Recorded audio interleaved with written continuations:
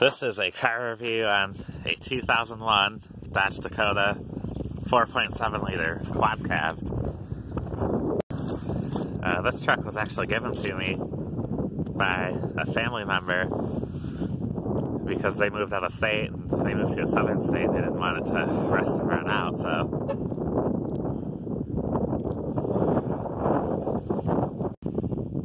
It's got its fair share of issues though. This window motor is kind of broken and the seal doesn't work on it right, so as you can see there's snow on the door card, on the carpet, on the seat.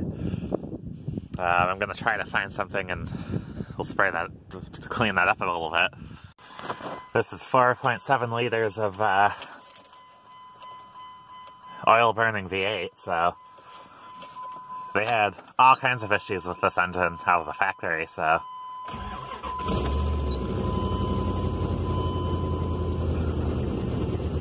A lot of people have issues with these. They constantly need rebuilds, and again though, $199,701. It is for sale though, without trying to show off too much of my info.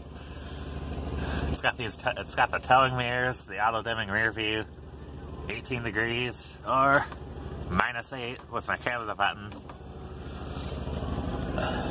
It's a little messy back here because it's just, the month I got it, it had insurance on it, so I drove it for a month, just trying to get a feel of how it was, because I was actually debating keeping this, but it's not really worth it to me. Somebody painted the fan green. That makes no sense to me. Why would somebody look at that? It's got a manifold leak, I'm thinking on the driver's side if I had to guess, but again, that's really nothing that, it's done that since it's gotten into this family, so. Battery this screwed up though, fires it right up. Duracell.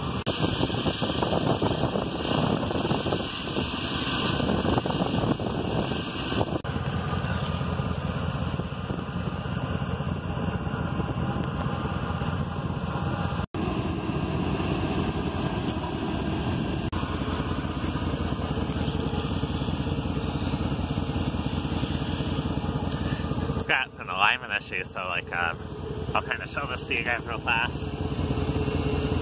You can see the wires starting to come up because we had a bunch of front end stuff done to it, and we'll basically just hop it with you for a front end alignment and rip this off. These fender flares are an issue on all these. They rot out and they come off, and that's actually where a lot of the rust hides on these, and that's where the rust starts. So if you buy one of these trucks, I suggest you take them off and you wash underneath of them at least once or twice a year. And then you can put them back on if you want to, or however and whatnot.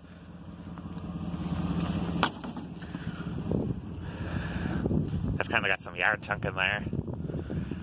You can see a shackle busted at one point that bent off the bed. But there's rust holes in it like right here, and I think there's some up towards the front, so it's not the most solid bed in the world. The tailgate, there's not really much that holds it on now. I am sitting on snow. This is cold in here.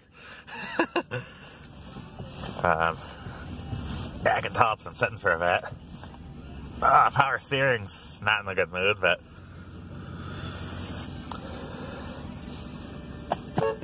and the horn doesn't work 100% right. I've always digged these interiors and these gauge clusters on this one though. I like it better than the 97 to 2000. Now, this is something that every Chrysler product I've ever seen and I've ever worked on has, where only one speed on the fan works.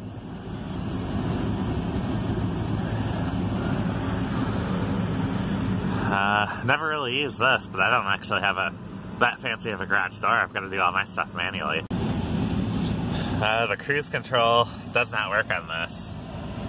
We replaced the clock spring module hoping to get cruise control, and actually my mechanic, he pretty much said that it's going to take some money to get all that stuff to work again, so he just tried to piece back together what he could.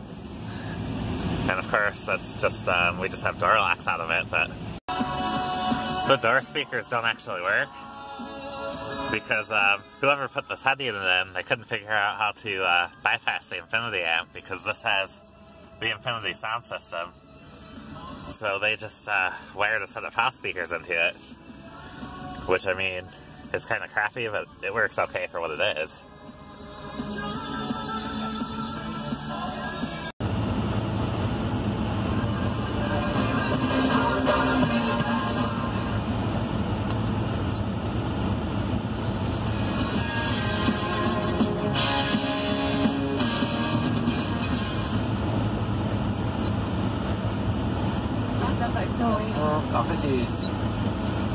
Deros also offers a fully stocked bar.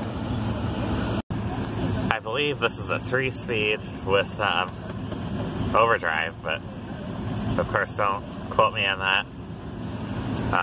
Overdrive switch is here.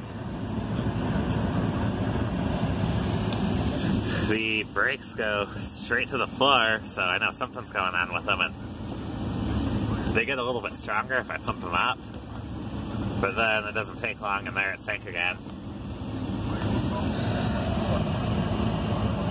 Actually, I think I just blew a brake line. I think it finally blew. I think that's what's been going on.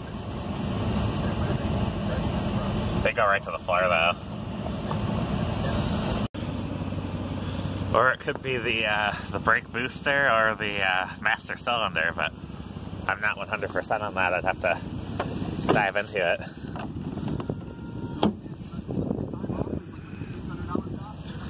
One shackle's been replaced. There's a new one sitting there. It's honestly too bad that it's not in better shape, because I do like these trucks a lot. Okay. This is probably the worst out of all of it, though. This rocker panels. You could probably weld something to it and get a while longer out of it, but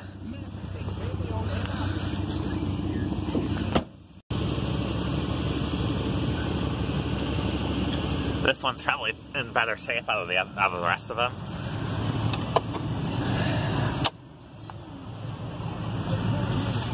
It's got this center console, and actually you could put this down, flip it out, and have a seat for a third person, if it'll flare and focuses. Something that I absolutely love about these trucks is these center cup holders. Like, you don't even realize they're there. And if you don't own and drive one of these every day, then you don't even know that it's there. I dig the sliding rear window. Of course, it opens, and these are the house speakers I was talking about. It works okay. It's not really the best, but and these seats you can fold them up and store junk under them. Oops, I'm sorry.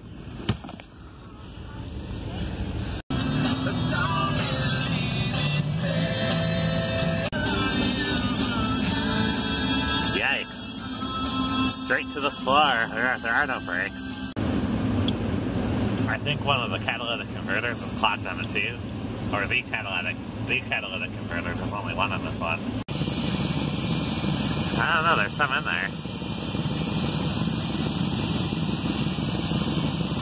I don't see any obvious spot that I'm losing brake fluid, but I know the lines on this thing are junk, so.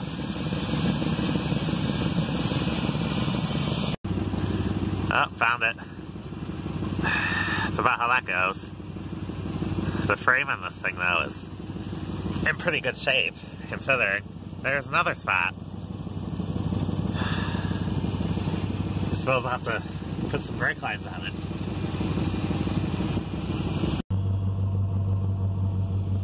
Okay, guys, thank you so much for watching. Make sure to leave a thumbs up, comment, rate, subscribe.